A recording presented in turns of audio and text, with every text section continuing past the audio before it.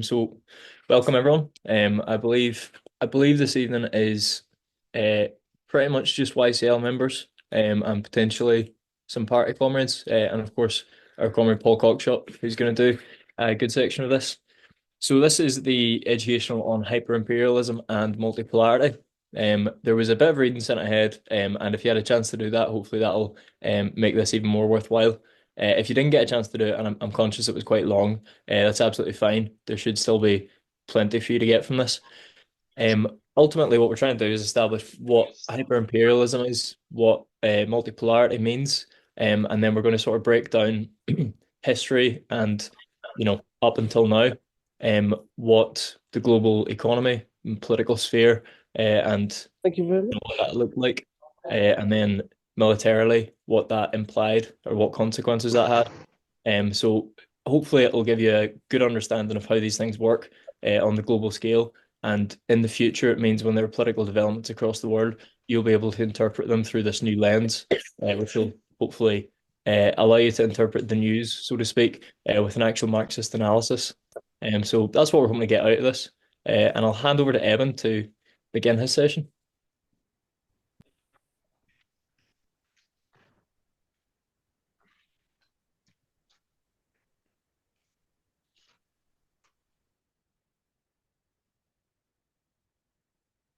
Okay, yeah,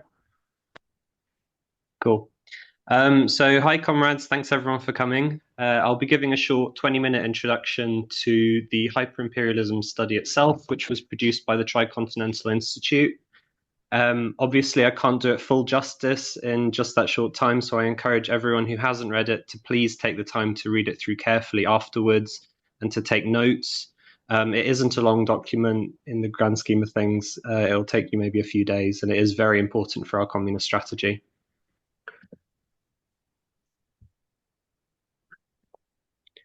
So the study itself is based on statistics from over 40 different databases. The Tricontinental Institute's research partner, Global South Insights, used advanced data gathering technology to collect and compile useful information from these sources, many of which are capitalist and imperialist institutions who never intended for their data to be used in this way.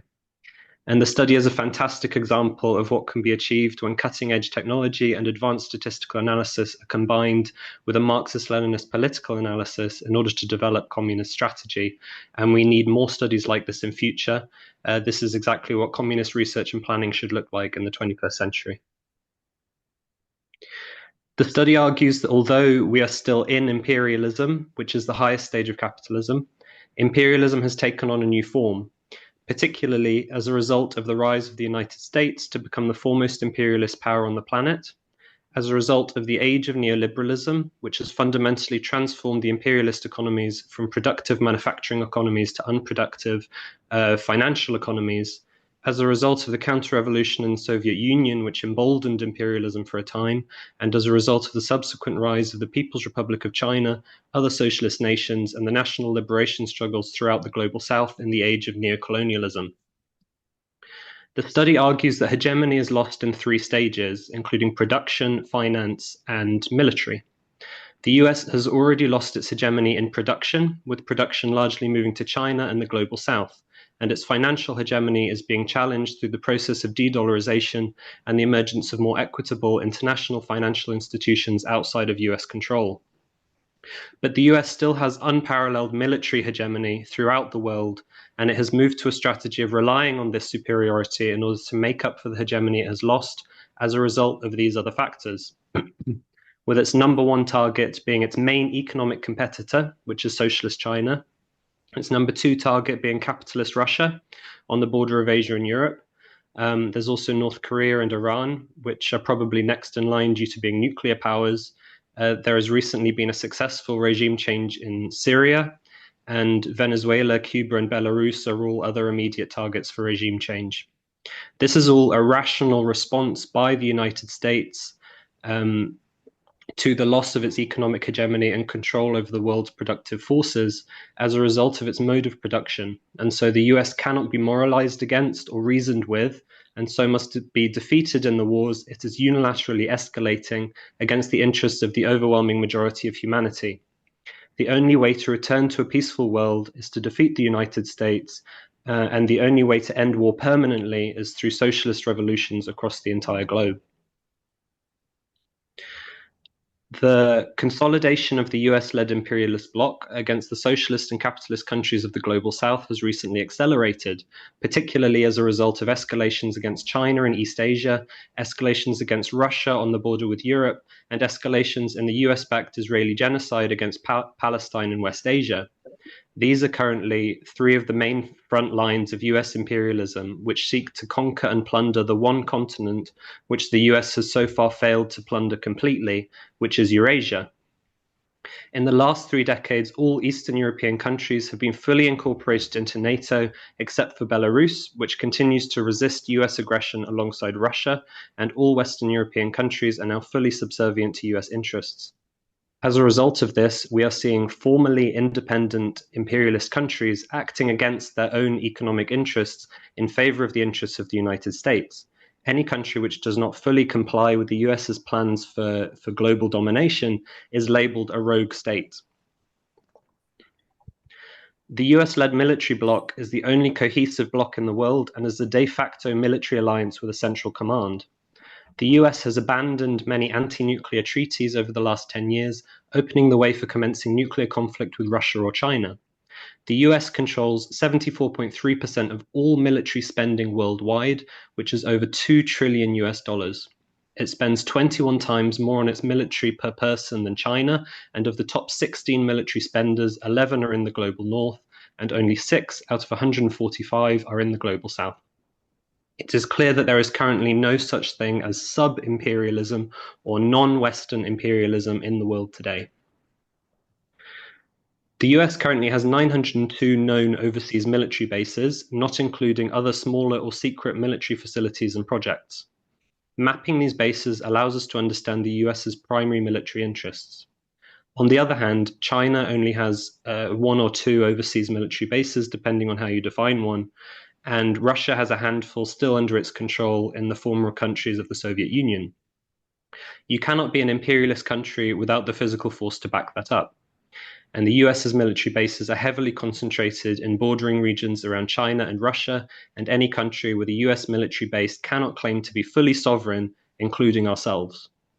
The US is attempting to save itself from economic collapse by conquering Eurasia and balkanizing Russia and China, and there are maps hanging in Washington which show these two countries broken up into small chunks. In the global north, US military bases are mainly concentrated in the former fascist countries, as well as the UK, which has 25 US military bases. There can be no expectation of socialism in Britain without opposition to these outposts of imperialism as a matter of priority. These are the US military bases in the global south. There are 62 in South Korea, whose military operations are completely controlled by the United States to attack communism in China and North Korea and prevent the socialist revolution from spreading across the country. The UK also has 145 overseas military bases, largely a leftover from the days of the British Empire, but particularly focused on West Asia and Africa. The next part of the study looks at the development of imperialism through different stages, and it gives a bit of a timeline. So the period prior to imperialism was defined by the emergence of the global north as hegemonic through campaigns like the Crusades, colonialism, maritime expansion, and the transatlantic slave trade. But imperialism properly defined did not emerge until after Britain became the dominant force in international finance, developing beyond the classical liberal competitive capitalism described by Marx and Engels to an era of finance monopoly capitalism or imperialism. Monopolies emerge as a result of what Marx described as an increase in the organic composition of capital, meaning a greater investment in means of production over labor power, until only capitalists who collaborated could afford investment. British hegemony and imperialism would not have been possible without plundering its empire and colonies such as India, and it is at this time which Lenin wrote his groundbreaking thesis, Imperialism, the Highest Stage of Capitalism. He wrote this in 1916, the year before the October Revolution over 100 years ago, describing 5 main features of this period. Specifically, he was forming an economic analysis of the conditions which had led up to the war and what the war meant for the international working class and how communists should respond. This was one of the most important texts of the 20th century, but needs to be considered within this context. Imperialism does not look the same today as it did in Lenin's time, in the same way as capitalism does not look the same as it did in the time of Marx and Engels. That does not mean we have moved beyond capitalism and imperialism, and we are still in the highest stage of capitalism, but this highest stage has simply taken on a different form to the one it did 100 years ago. World War I was a period of inter-imperialist conflict, but this is not the only form which imperialism can take. The period following the birth of the Soviet Union in 1917 was defined by the decline of the British Empire, inter-imperialist conflict, the rise of fascism, the spread of socialism, and the Great Depression. During this time, Britain is also central to the formation of Israel and ends the pound's convertibility to gold and the gold-pound standard, marking the end of its financial hegemony. The period of inter-imperialist conflict then gives way to the worldwide battle against fascism, involving a short-lived anti-fascist united front between the capitalist and socialist powers. The working class undeniably leads this battle and takes the greatest sacrifice, but socialism also spreads west all the way to Germany, and the Communist Party of Great Britain reaches its highest ever membership. During the war, the European economies are destroyed, marking the beginning of the era of US hegemony. This period following the war marks the era of US hegemony due to superiority of production after emerging from the war relatively unscathed. It initiates the Marshall Plan, which splits the working class and subjugates the Western European countries to the US economically. NATO is also formed as an anti-communist organization which submits the European countries to the US militarily, along with agreements with Japan and the establishment of the Five Eyes. This was the golden era of US imperialism, but at the same time, imperialism is also challenged by an era of national liberation struggles, the emergence of the Third World Project, an end to the era of direct colonialism, and the rise of new socialist nations, most importantly China. This is followed by a period of economic stagnation. After experiments in Chile and Argentina, the UK and the US begin the era of neoliberalism under Thatcher and Reagan. During this time, the US loses its production hegemony, except for some technological hegemony and especially military-related technology. The US also establishes its dollar monopoly and uses neocolonial weapons such as the IMF and the World Bank to transfer its debts to the global south after becoming a debtor nation for the first time. Most importantly, this is when the productive economy moves from the imperialist countries to the global south, with the West shifting to speculative and parasitic finance and monopoly rent-seeking capital instead. The defeat of the Soviet Union emboldens imperialism throughout the world, leading to a much increased pace of US military invasions. Despite agreement not to expand 1 inch to the east, the US expands NATO 7 times, giving the US de facto military control of 14 additional countries.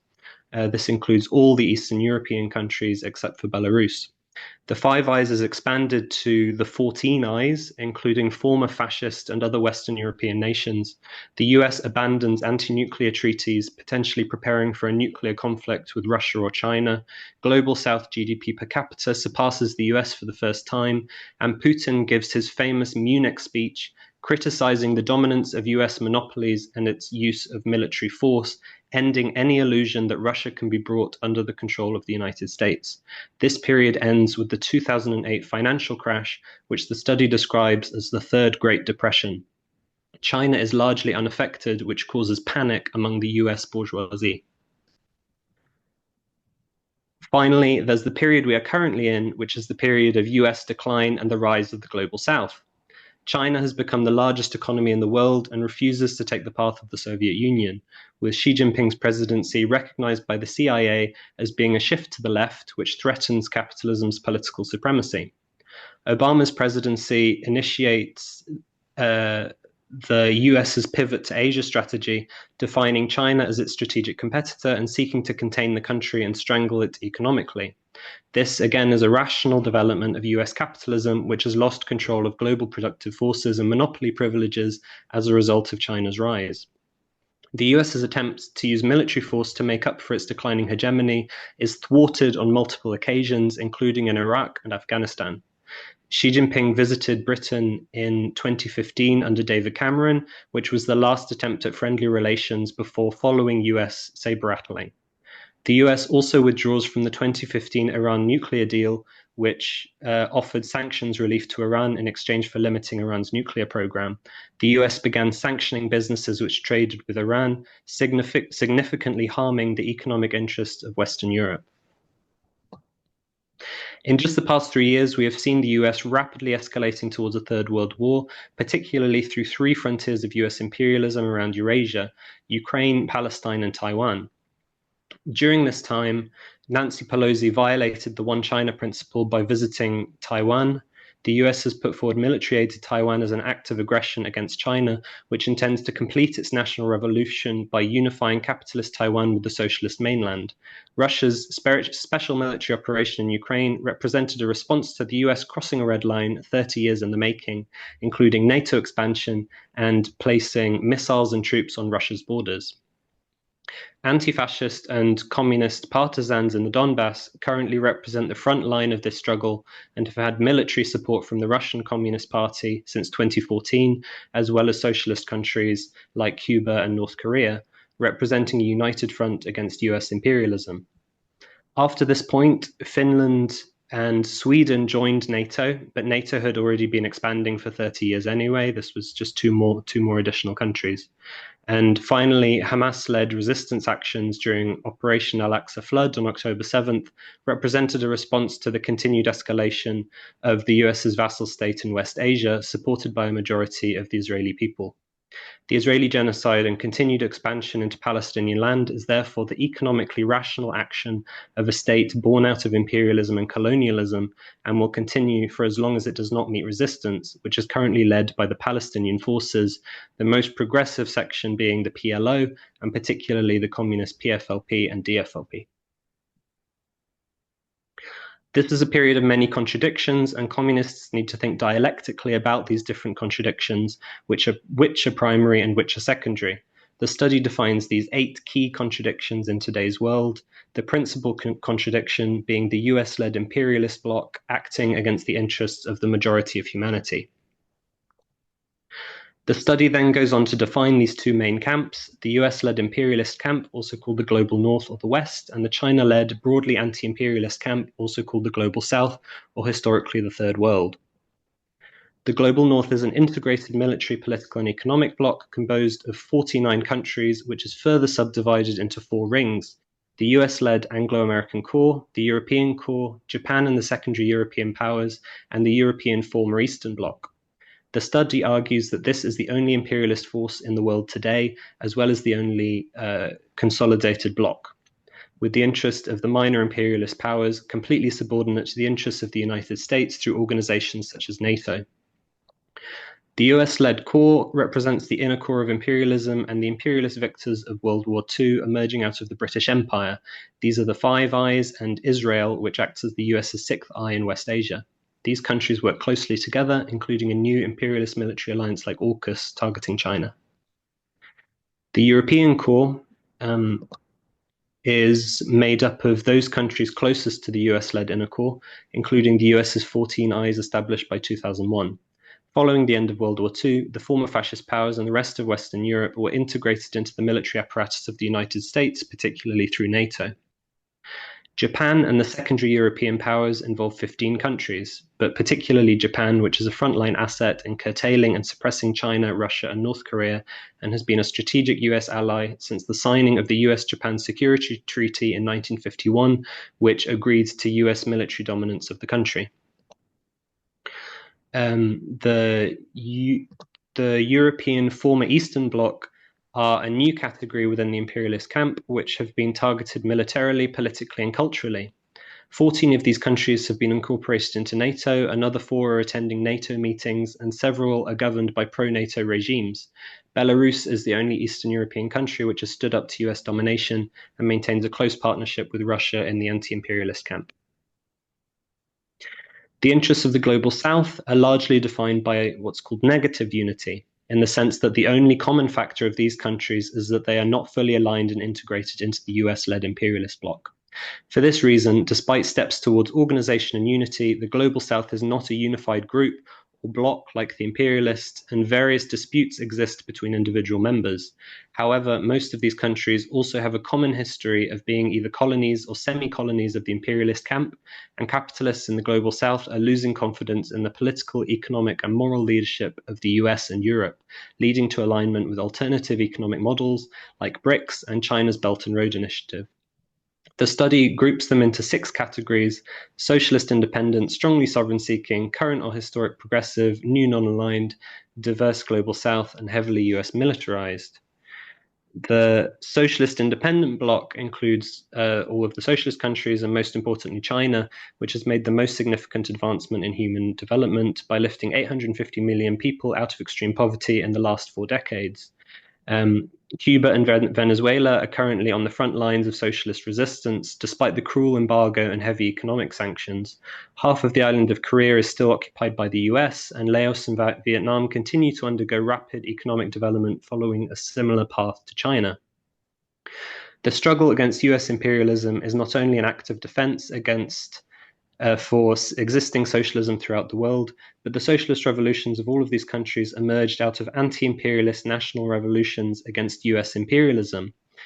The strongly sovereign-seeking countries are the prime targets of US-led regime change, as we have recently seen in Syria, and these countries are all on the front line of the Global South struggle against imperialism. They are actively pursuing political independence and face ruthless hybrid warfare from the United States. The most powerful country in this camp is Russia, and the US has provided more than $90 billion in military assistance to Ukraine in an attempt to overthrow Russia and move on to its primary target, which is China. Other examples are Iran, which is a powerful ally of Palestine and Lebanon against Israel, and there are more countries which are joining this camp by taking bolder steps against US aggression, including most recently Burkina Faso, following the recent military uprising led by Ibrahim Traore. There are then 11 current or historic progressive countries which are either next in line for regime change or playing a clear role in speaking out against the imperialist camp, and this includes Brazil under Lula and South Africa under the Tripartite Alliance. Nepal abolished the monarchy in 2008 and is currently led by a progressive alliance, and Palestine has been engaged in an armed uprising against Israel with the backing of progressive forces throughout the world.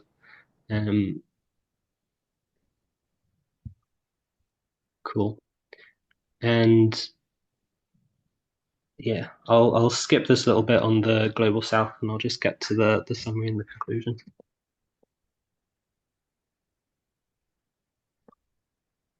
Okay. So to sum up the study, and do read it if you haven't already, the US has come to dominate the world and all other imperialist powers since World War II, representing a new era of hyper or super imperialism, where the interests of smaller imperialist powers are subordinate to US interests. This is currently the principal reactionary force on the planet. Opposition to US hegemony is currently led by China in a united front with Russia and other socialist and anti-imperialist countries in the Global South seeking national sovereignty and development. These countries are formally independent, but their sovereignty is threatened by new neo-colonial forms of domination. The US is currently losing its battle to keep its hegemony, particularly in terms of production and finance, and will increasingly rely on military superiority to regain its lost hegemony in other areas. Appeals for peace will not work. The US is acting rationally as a result of its economic system. The battle against US imperialism will primarily be led by the most militant forces, as is the case with armed uprisings in the Donbass and Palestine. Britain is the junior partner to the US and therefore has a large responsibility for building leverage against the United States to support China and defend and advance world communism. Historically, it has been through leadership against imperialism that communists have built trust and respect among the working class and built working class power. Many socialist revolutions have occurred directly after democratic revolutions led by the working class against imperialism, and national liberation from imperialism is a precondition for socialism. We therefore need to improve our political analysis and spread anti-imperialist education among our own ranks, correcting mistaken positions of inter-imperialist conflict, whether with China, Russia, or rising capitalist nations in the Global South, such as Iran. We need to criticize and expose other socialist groups, particularly the Labour left and Trotskyists, which continue to support US imperialism. There can be no united front with those supporting the drive towards a world war, which will lead to tremendous bloodshed. At the same time, we must reject sectarianism. We have to accept that communism in this country is still historically weak, and so support the development of an anti-imperialist united front against a world war. This may mean working with parties we do not like, including other communist groups and other progressive parties. We need to identify pressure points of US imperialism in Britain and build leverage campaigns against it to bring the working class into a resistance struggle, either through correcting the mistakes of existing structures or starting new ones. Our focus should be on breaking the special relationship with the US, for example, through anti-NATO campaigning or US military bases. This is also the best way to expose imperialist parties like Reform UK, which offer no solution to workers in Britain and seek to tie us to the sinking ship of US capitalism. In the words of Mao Zedong, the First World War was followed by the birth of the Soviet Union with a population of 200 million. The Second World War was followed by the emergence of the socialist camp with a combined population of 900 million. If the imperialists insist on launching a third world war, it is certain that several hundred million more will turn to socialism, and then there will not be much room left on earth for the imperialists. It is also likely that the whole structure of imperialism will utterly collapse. And I'll leave it there, and thanks for letting me go on so long. Thank you for the presentation, Conrad. That was an amazing summary of the document. Next, we have Dr. Paul Cockshott on the world crisis, followed by a Q&A. Okay, shall I start? Yeah, please. Okay, I will be putting up slides as well. Just check that these work. I haven't yet tried moving to full screen, so let me just see whether that works. Tell me if it does.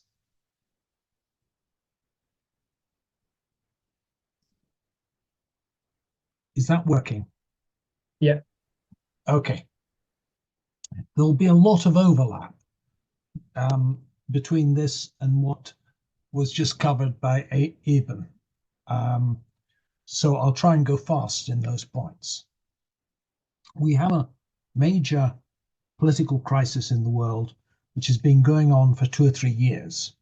This is most evident in the wars in Ukraine and West Asia, the repeated threats of wars over Taiwan, threats of banking crises, which were more evident 2 or 3 years ago than they are now, but are probably still in the background, and chronic inflation in the main capitalist countries.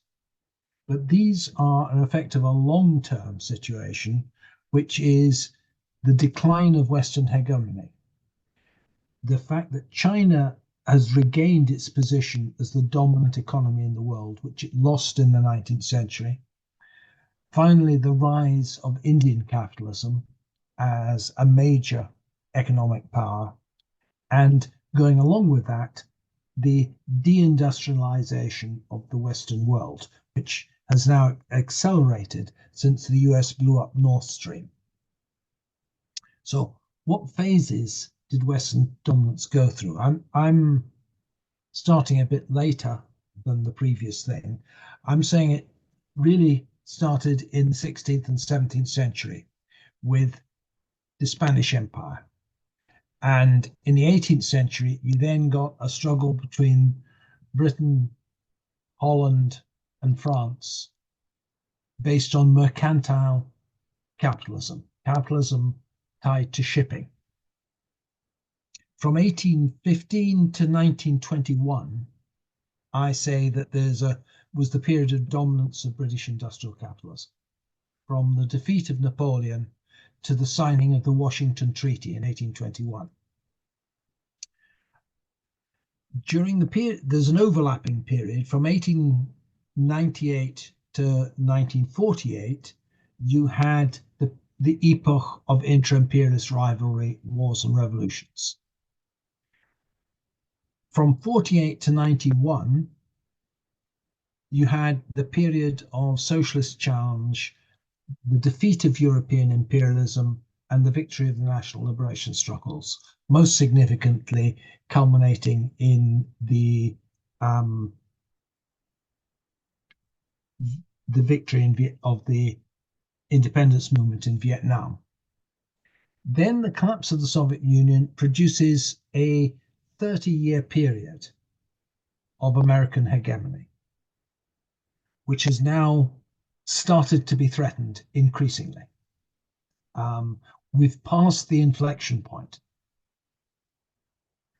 And in 2025, we're seeing the US starting to shift from a policy of world domination to a policy of continental domination. Domination of the North and South American continents. So much so that there's open talk of imperialist aggression against Canada and Greenland, which would have been inconceivable in the previous period. So what was the period of Spanish imperialism based on, the Habsburg dominance? It was based on bullion extracted from American colonies, particularly the silver mines of Bolivia. This was shipped to Spain, and this was then used to pay for manufactured goods coming from Holland, England, and China. This then produces its own contradiction in that Iberian manufactures stagnated since it was easier to import from other nations. And this is something we'll see happen repeatedly. So Spain and Portugal fell behind England and Holland economically, and Dutch and English capitalism begins to take over. Under British hegemony, you had a different flow. You had a flow of taxes and tribute from India, because when the British East India Company took over India, it became the tax levying authority. It took over the tax collection from the Indian states and essentially collected taxes which then became dividends of the East India Company and were remitted to London. And that was only possible because of the inter-imperialist wars from 1745 to 1815 against Holland, France, and Spain. The flow of tax revenue from India enabled capital export from Britain. Capital export from Britain was not due to producing a net surplus domestically, but due to the fact that there was an inflow of tax revenues which could be turned into industrial products, industrial means of production, which were exported as capital to the United States, Australia, Argentina, and to a lesser extent to India itself. The effect of this is that capitalism then grows rapidly in Canada, USA, Argentina, and Australia. South Asia, on the other hand, remained largely backward, an agricultural economy with declining living standards and frequent disastrous famines under British rule. Meanwhile, Germany, France, Japan develop as internally funded capitalist economies, where the accumulation of capital is funded by the extraction of surplus within those countries. But what British capital exports have done is analogous to what happened with Spain, in that they created US industrial power, which then replaces Britain. What we had in 1900 was capitalism in the areas that I've shown as pink. These were the areas which had industrial capitalist economies. Limited areas within Russia, around Leningrad and around Baku, places like that. So, who were the great world powers at the time Lenin is writing, when he's writing about imperialism? In terms of industrial power, they were the USA, the German Empire, the British Empire, French, Japanese, and Russian empires. All of those, apart from the USA, openly call themselves empires. In terms of population, the order is different. The biggest state in the world in terms of population was the British Empire. Next came the Chinese Empire, then the USA, then Russia, then Germany. What were the contradictions at that point? There was an Anglo-Russian contradiction over South Asia. There was a Russo-Japanese contradiction over exploiting China, and this leads to the 1905 war. Britain and Japan form an imperialist alliance, and they defeat Russia in 1905. The Japanese do the fighting, but they're armed and equipped with British ships. In addition, you have the contradiction between the USA and the Spanish and German empires. This leads to the USA launching an imperialist war against Spain, seizing the remaining Spanish colonies, Cuba, Philippines, Venezuela. Well, they didn't actually seize Venezuela. There was a conflict over Venezuela, conflict between Germany and the USA over who would seize Venezuela, with the Germans planning to seize Venezuela and declare war on the USA in 1848 in order to occupy that territory. At the same time, there was acute rivalry between Britain and France over African colonies, which almost broke out into fighting between British and French colonial troops in Fashoda. You then have half a century of wars to divide the world, and in the end, the US wins.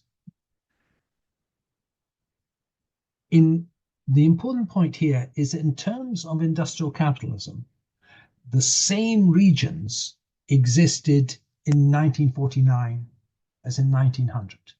There'd been no spread of industrial capitalism over that period. But the Japanese, Turkish, German, Spanish, Austrian, and Russian empires had been defeated. The British and French empires were bankrupted and heavily in debt to the USA. By 1962, British and French imperialism had essentially been defeated, and the US had become the hegemonic power.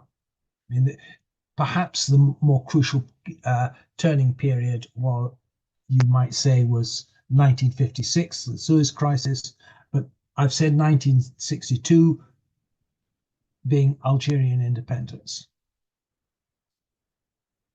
Why did the US win? Because it had the biggest population, had huge sources of energy and food, particularly oil. It had a high capital to labor ratio compared to other countries, so it had greater labor productivity. And the high wage rates in the US meant that automation and mechanization were more profitable than they were in Britain or Germany. It was a matter of astonishment to Western socialist observers how high American wages were under the Fordist system. And therefore they could outproduce and out-export the rest of the capitalist world. You then have half a century during which revolutions are occurring. From 1898 to 1949, you get revolutions in Russia, China, North Korea, and Eastern European states. And this removes a large group of states from the capitalist domain and poses a potential rival. And this is the bipolar world where the US organized the entire capitalist world under its financial and military control with the aim of wearing down the USA and defeating the national liberation movements.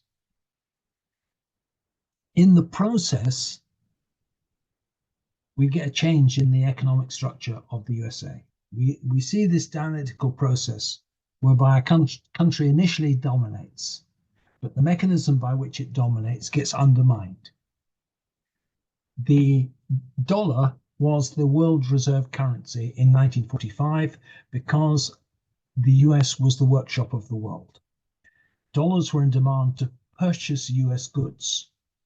And the only way to get dollars was to get loans from US banks. And this enabled US multinationals to take over significant parts of European industry.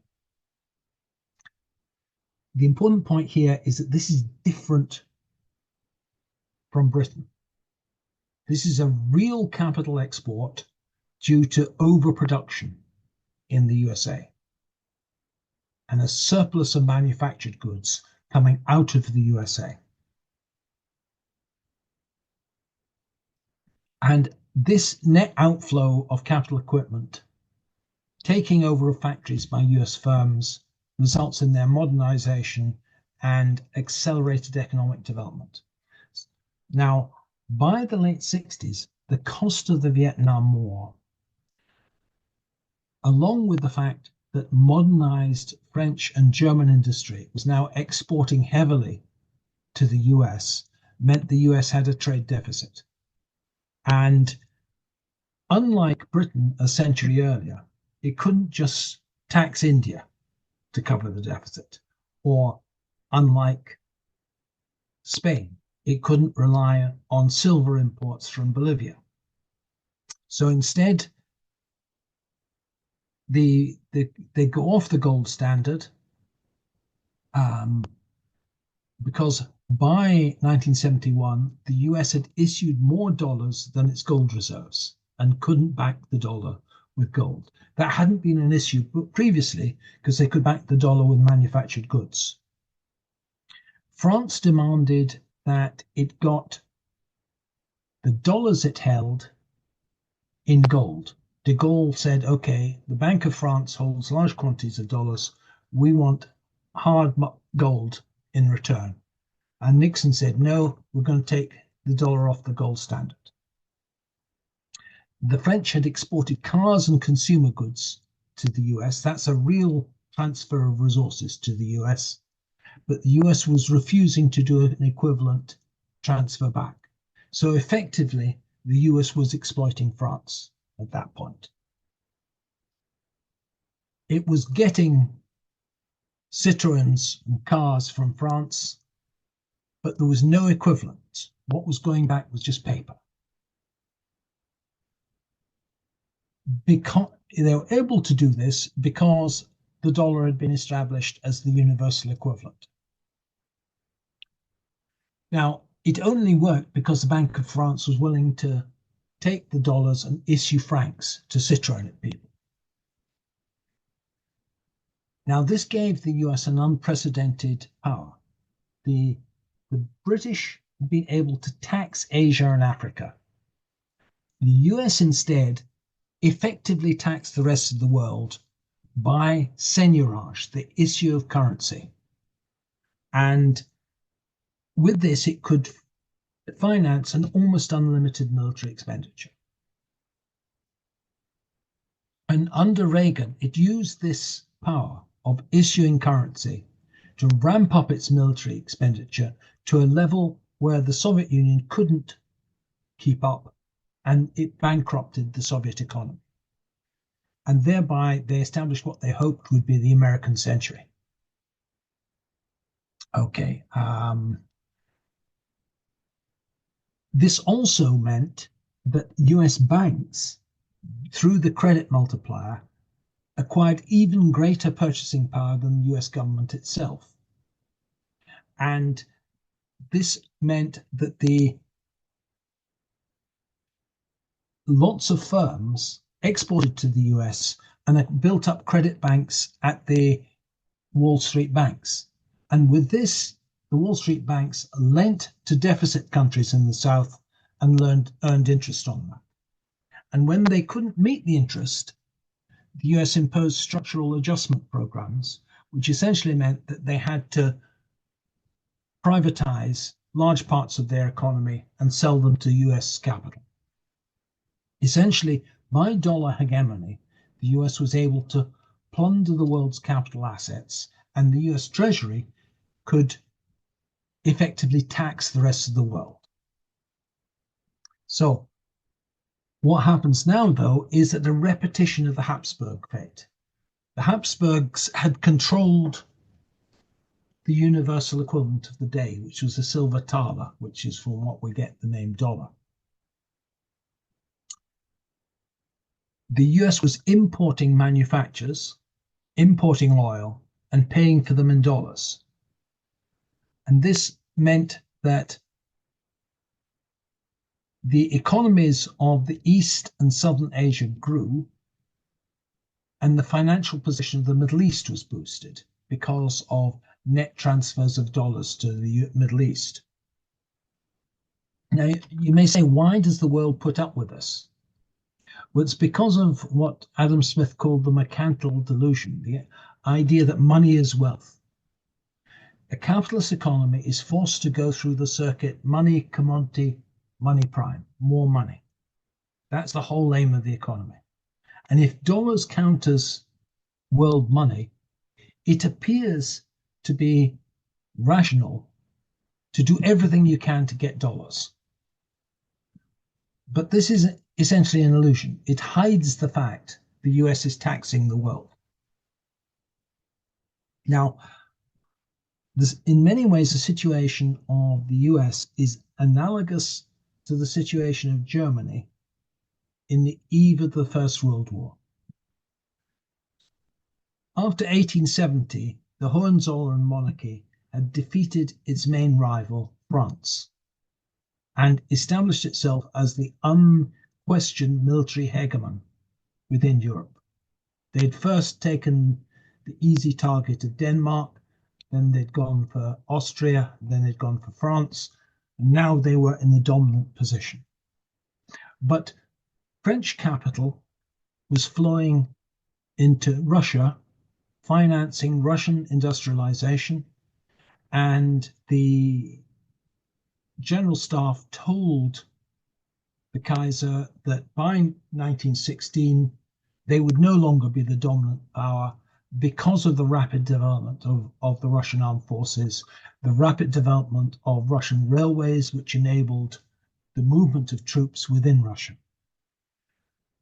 They therefore decided, okay, Lord, it's necessary to fight now rather than later. That's very analogous to the situation, certainly, that the Biden administration was thinking, we've got to fight the Russians and Chinese soon, or we will lose.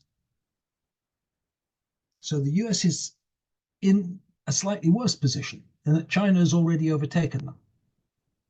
The Kaiser expected Germany to be overtaken by Russia within a few years. And the aim of the Kaiser was to quickly knock out his weaker rival, France, before turning on Russia.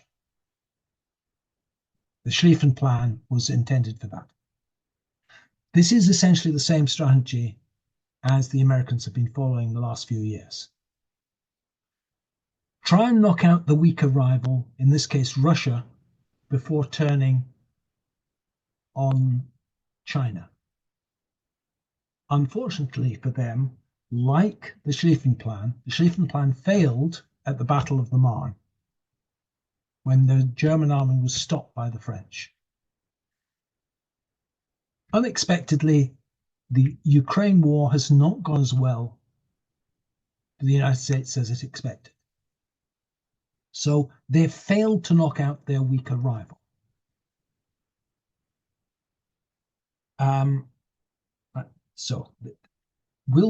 Is this going to mean the end of the US empire? The fact they failed at the beginning? Well, the First World War went on for 4 years after the failure at the Marne. So it's not a brief crisis. We're overthrowing 5 centuries of Western domination, and this is going to come at the cost of great trauma for the world.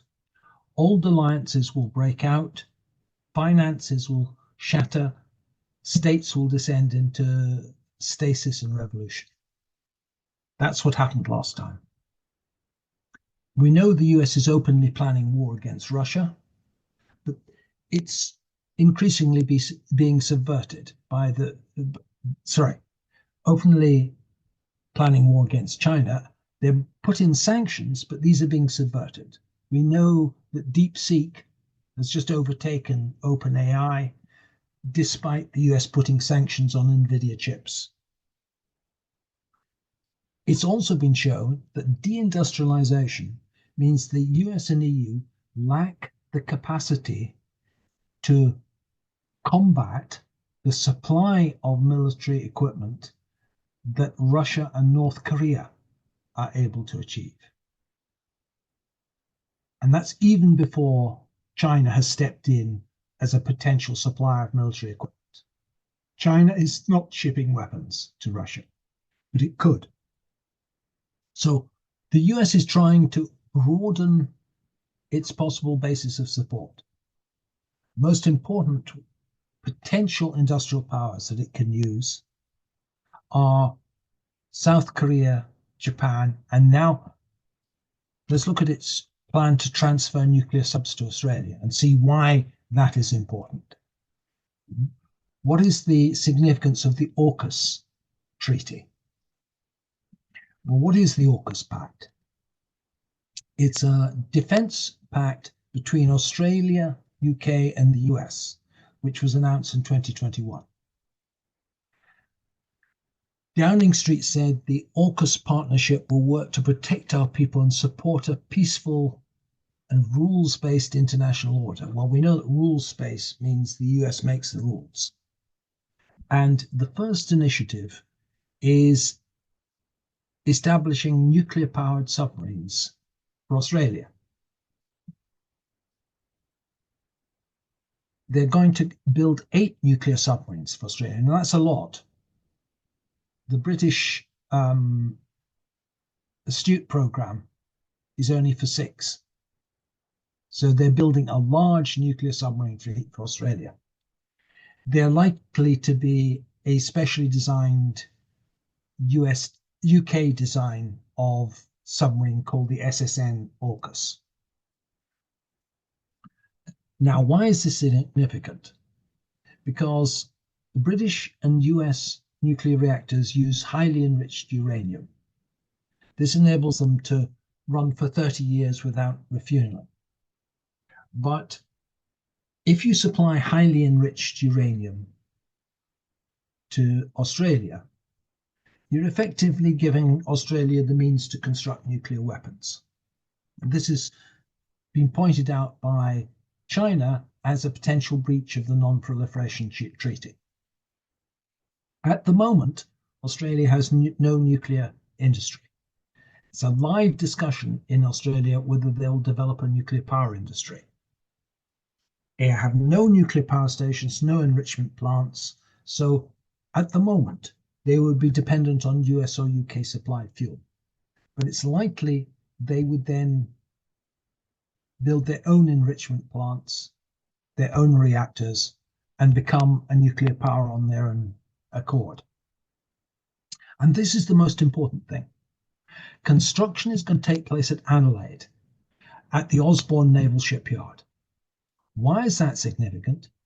It's because the Barrow-in-Furness plant and the Norfolk yards in the US are fully engaged in meeting the production of British and American submarines. They don't have the spare capacity to supply Australia with submarines. So this is an attempt to expand the military industrial base from US and Britain to Australia, and on a large scale. That's a large submarine program by world standards. And why do they want these? So it's 70 years after Britain became a nuclear power, testing bombs in Australia. They're giving this nuclear technology to Australia. Why? Boris Johnson says that it's to preserve security and stability in the Indo-Pacific when he announced it? Well, it's clear that this means it's an alliance against China. Now, are the submarines there to stop China invading Australia? No, there's no prospect of a Chinese invasion. More probably, they are part of joining a US-led preparation for a naval blockade of China. The allocation of duties is that the Australian Navy is to block the Straits of Malacca and the Straits here to cut off Chinese trade from the Indian Ocean and thereby from the rest of Africa and Europe. These are very narrow points at which a few submarines can effectively block the straits. But this assumes an actual war. We're getting increasing instances where NATO powers are detaining other ships, including Chinese ships, under allegations that they have been damaging cables, etc. But to actually start sinking ships with submarines, that's an actual war. And what would be the risks of such a war? Well, the key point is these submarines won't be available till the 2030s. And at the rate things are going, the conflict may well arise much sooner than that. Australian Home Affairs Department Secretary openly talking about the drums of war beating and come more loudly and ever closer. What the Chinese are saying is that there'll be a long sequence of escalations in the cross-straits game between China, the China mainland and the US. But the key step is going to be when they start flying fighter jets over Taiwan. They're openly saying this is what they're going to do. We're fully prepared that there'll be a showdown in the Taiwan Straits. We will send our first PLA fighter jet over the island at the most appropriate time. And that will be a milestone in the path of Chinese unification. So this is an official Chinese paper openly saying that's what they intend to do. So suppose that happens. If they flew them over Taiwan, and since the UN recognizes Taiwan as part of China, from the point of view of the UN, they're flying over Chinese airspace. The Chinese think that both the Taiwanese and the US will back down at that point. If they do, that means a peaceful resolution to the conflict over domination, and the US will start withdrawing further and further at that point.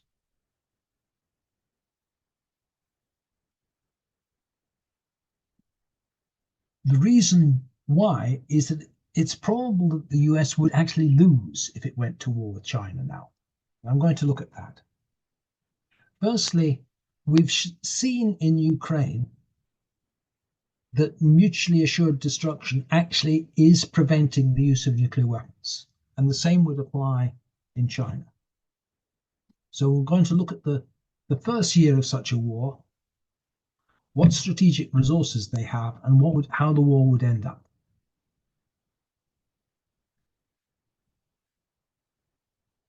At the start, you have to realize that the Chinese have established an area of inhibition within which US carrier fleets can't readily operate because they're likely to be hit by anti-ship missiles. And the range of these missiles is considerably greater than the range of carrier-based aircraft. So that the kind of bombing of Vietnam that the US did from carriers is not going to work against China.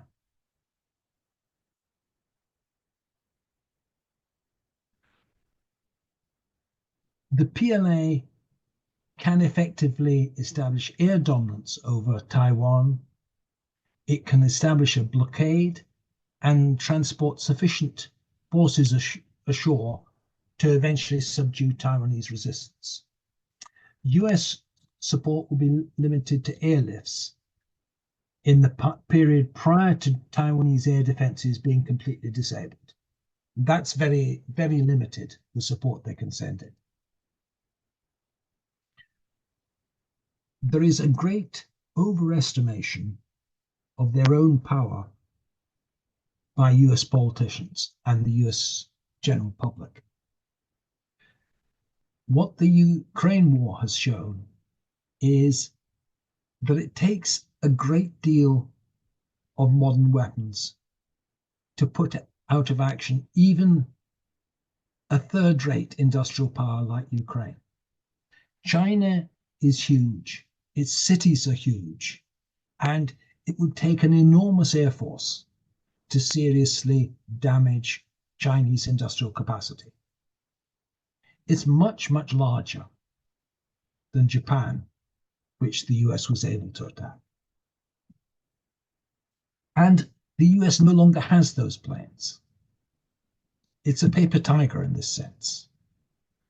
Their bomber force is largely made up of 60-year-old B-52 bombers. And these couldn't fly over China without being shot down. Those are the only planes with the range to reach. They only had 58 B-52s left. Originally, they had over 700. They have 20 B2s and 62 B1s, all of which are now quite old.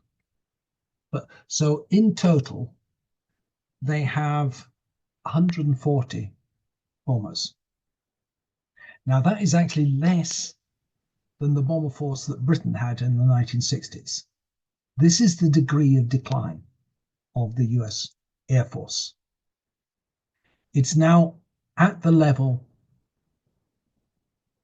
that the RAF was 60 years ago. The only way they could attack China is with cruise missiles. The current stockpile of US cruise missiles is about 4,500. By comparison, the Russians have fired 11,000 against Ukraine. And they have not brought Ukraine to defeat. The idea that this small stock of missiles launched from a small bomber force is going to defeat China is just ludicrous. Of course, these things are accurate, but there are so many targets in China, and we know that modern air defenses can bring down a lot of cruise missiles. That's why they are hoping to rely on an economic blockade to block Chinese trade.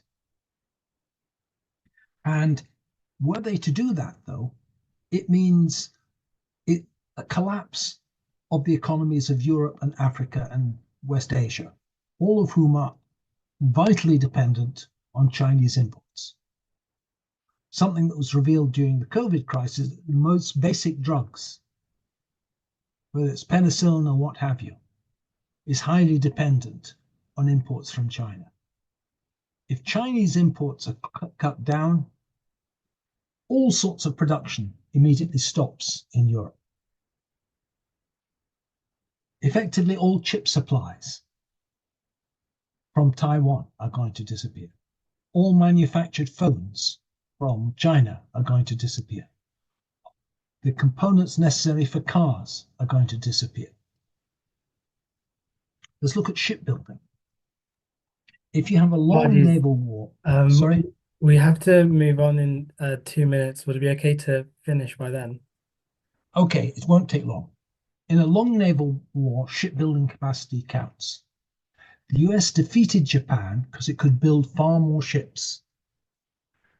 But if you look at current world shipbuilding, China built 14 million tons in 2020, Korea 12, Japan 8, Europe 3, and the rest of the world, including the US, 2.5. So the US could only operate if the Koreans and Japanese would build them ships. they could not replace their navy. Their navy wouldn't replace the losses, and they would have to give up. After 3 or more years of war, the US naval dominance would be gone, their economies would be in tatters, their political prestige would have sunk, and the future stability and unity of both the UK and the US would become doubtful. So basically, here, and if you're in Australia, you have to oppose the war preparations led by the US. It's a totally reactionary objective because it attempts to return to an economic order that's irretrievably lost now. And it's led by a parasitic financial oligarchy whose policies have for 50 years now, since the 70s, been holding down any advance in the conditions of labour. And it's in the interests of everyone, apart from a small minority, to defeat that oligarchy.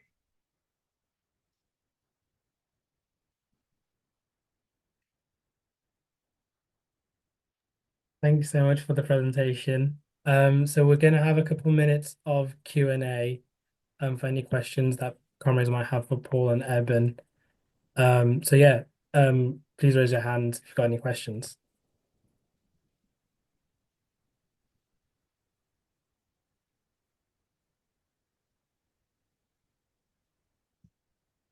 I actually have a question for you, Paul. I was wondering, with the new Trump administration, what's your analysis on that when it comes to sort of the imperialist plans of the United States? It looks as if the Trump administration may actually break up the ultra-imperialism by creating conflicts between the capitalist countries. I mean, if he really does proceed to attempt to seize Greenland and Canada, that is likely to really irretrievably break relations between the EU on the one hand over Greenland and the US, and if he annexes a Commonwealth country, that is almost politically impossible for a British government to go along with that. Were those things to occur, you're going to see the breakup of NATO and the US dominance of European foreign policy.